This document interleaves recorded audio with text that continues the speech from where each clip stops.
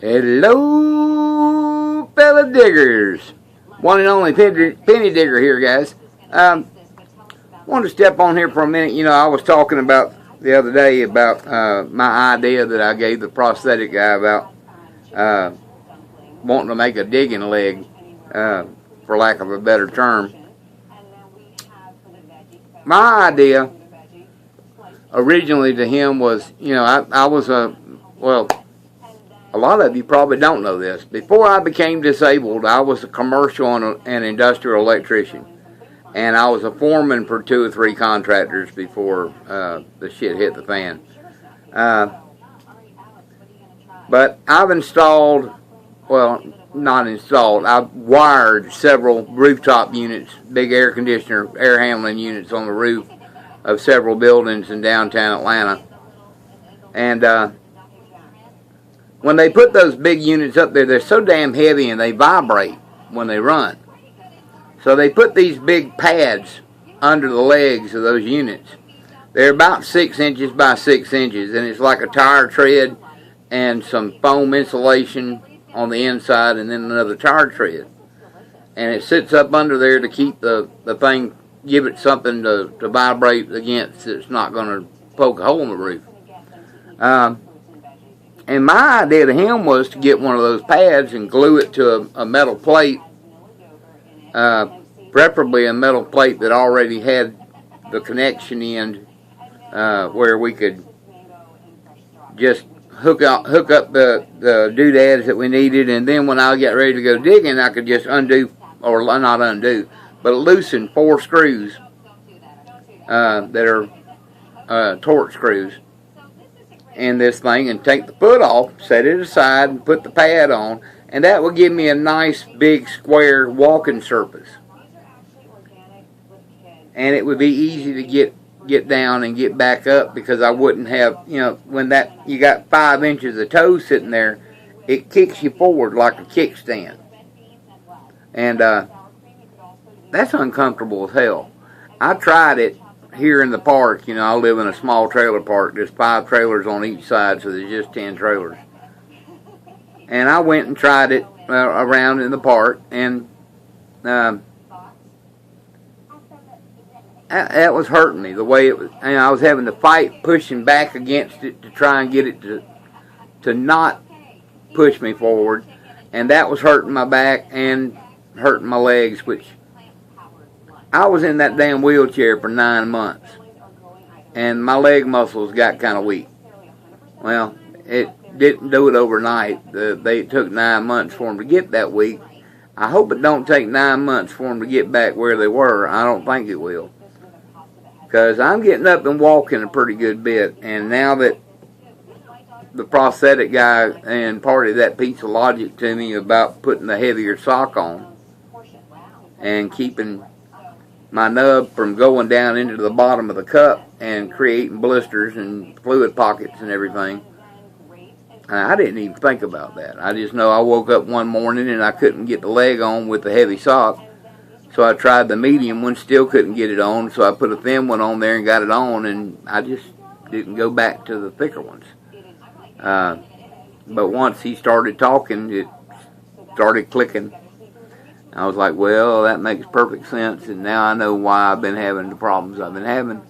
And since I've been wearing the thick socks, the hole on the side where all the drainage was coming from has healed up again. And the little bitty crack there in the callus is healed up as well. So I'm getting 0 drainage, which is fabulous.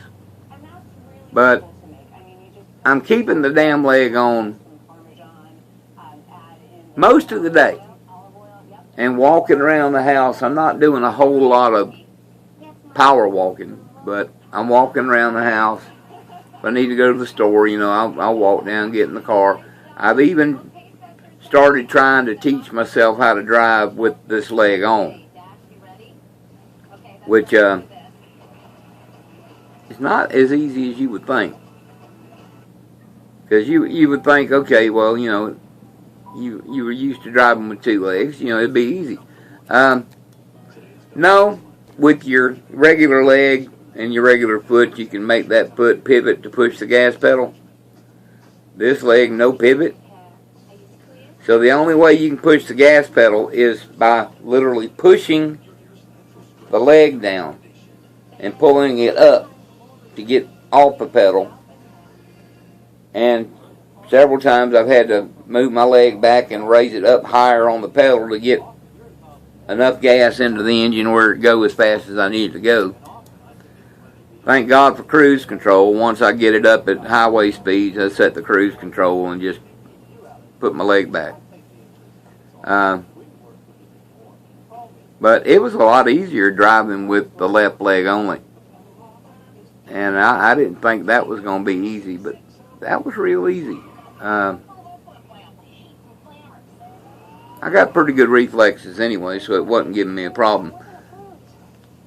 But Bill and Bob suggested, when I said what he said about taking a foot and cutting it in half and let me use that for a digging foot, they said it'd be nice if you could cut a shoe in half too, because I'm afraid if you get out there with just the foot itself, that might give you problems. Well, that's not a bad idea. And it just so happens I've got a brand new pair of diabetic shoes, tennis shoes. I've worn them one time. They're black. The ones that I normally wear are white, and I asked them for white this time and they brought me black. This next year, next February, the ones I'll be getting will be white again. But I've just about worn these out anyway. So that's not an undoable thing. And I could maybe seal the end of it with some, they make white duct tape. Because we got it in colors now. I'm sure y'all got it over in England and everywhere else in colors. They got red, they got blue, they got camouflage. Different colors of duct tape. So I could get a roll of white duct tape and seal the end of it with white duct tape and just go ahead and cut the tennis shoe off to match. Works. And that was a good idea. I don't know whether it was Bill's idea or Bob's idea or the way those two think. It could have been, hey, why don't we cut a tennis shoe at the same time? Because you know how twins are. One of them hits the thumb with a hammer and the other one goes, ouch! And so, you never know. But that's a good idea, guys, and I think I can make that happen.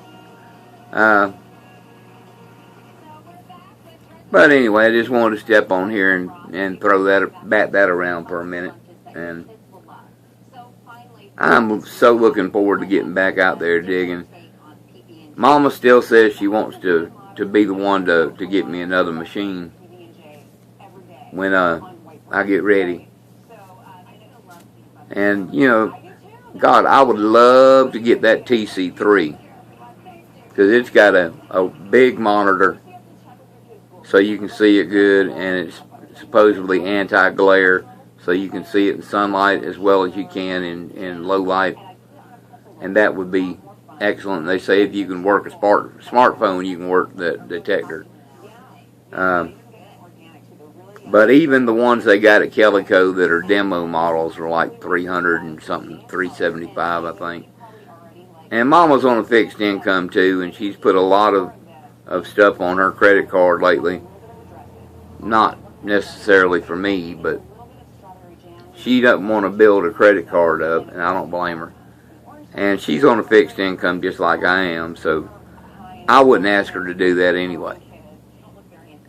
At first, she said she was afraid I was going to say the detector I wanted was $1,000 or something. I said, no, just a little over 200. It'll either be the F2 or the TC1.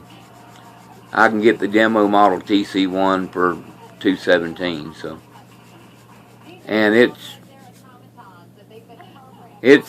basically like the TC3, except I don't think it's touchscreen. And it doesn't have the GPS like the TC3 does.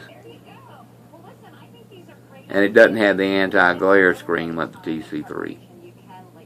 But, you know, if she gets me the F2 or the TC1 and I get out there and find something decent that's worth a little bit of money, like the ring I found in that dream the other night, took it by the jewelry store and they said it was worth $35,000. So I went to the Diamond Center in Tallahassee and sold it to that guy down there because I knew he'd give me a good price for it. And, you know, if I can get out and find something like that, then I could get me a TC3, or I could do like everybody else is doing, Gravedigger Max and Delaware Digger and Axle, and just go ahead and cough up $2,500 and get a CTX. But I don't know. I ain't made up my mind what I'm going to do yet, and all this is hypothetical anyway. That's assuming I find something that's worth anything. Who knows? Anyway, I'm looking forward to getting back out there, and I guarantee you by the end of the summer I will be back out there doing something, digging somewhere. And I'm leaning real heavy on going down to the beach. Because if it's at the end of the summer, they will have that all summer to drop all kind of shit in the damn beach. And according to Michael Swan and NH Treasure Hunter, the Garrett Ace 150 does fine in dry sand, and you need to dial the sensitivity down to around 2 or 3 in the wet, and then it'll still get plenty of depth. So even if I don't get another detector, I might be able to go down to the beach and find something in the sand. But you know, we'll just have to see how all that works out. Mama's not made of money, and I know it. But she offered, and if she wants to buy me one, I'll sure take it, because I need one that give me a little bit more information than that Garrett, because all it does is beep, beep, beep, and 9 times out of 10 when it says it's a coin, it's not. You know how that is. Get out there and find pull tabs galore, bottle caps, nails. But I'm going to be out there before the end of the summer. And I've got a new camera over there that will upload straight to YouTube. I just need to get a laptop or a PC to where I can hook it up, because it won't hook up to my S3. And you know, I've only had this S3 for 4 months, and it's gotten to where people can call me and it'll send it straight to voicemail. And they'll call and it'll ring 10 times on their end, it'll ring twice here. And by the time I grab my headset to go answer it, it's gone. Or they'll leave me a voicemail that I never get. And I haven't dropped it. It hasn't gotten wet. So on the 3rd, when my check hits, I'm going to Bainbridge to the Walmart where I got it. And since it's still under warranty, they're going to probably give me another phone to get me out of the damn store and shut me up. And then just turn this one in for credit, because I know that's what they do. So then I'll have to do all my apps and everything all over again, yippee. But at least I know how to export my phone numbers to my SD card and take it out. I won't have to worry about buying another bumper for it, because I've got the bumper case that fits it. Alright, I'm about to hit 15 minutes, so let me get the hell off of here before YouTube cuts me off anyway. And I'll upload this sometime here in the very near future when I go by Mama's and I can get on her Wi-Fi. So guys, until next time, you know what I'm going to say. Going to say. This is your one and only Penny Digger. And I'm out.